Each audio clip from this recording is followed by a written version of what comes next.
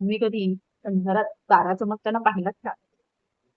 तो तारा उजेडामध्ये चमकताना तुम्ही पाहिलाय? त्याच्या अवतीभोवती इतका प्रकाश असतो की तो दिसणार तरी कसा? ह्यासाठीच तर होतो अंधार. ह्या आणि तेव्हाच त्या ताऱ्यांची किंमत खरी कळते आपल्याला पण, की किती तारे आहेत त्या आकाशात आणि ते किती चमकू शकतात. म्हणजे किती सुंदर दिसू शकतात. ह्यासाठी होतो अंधार.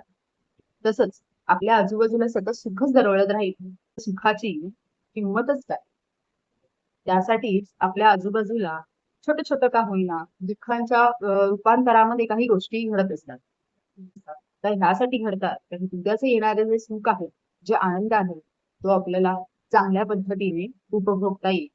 जसा की त्या आकाशातले अनेक तारे चमकतात तसं.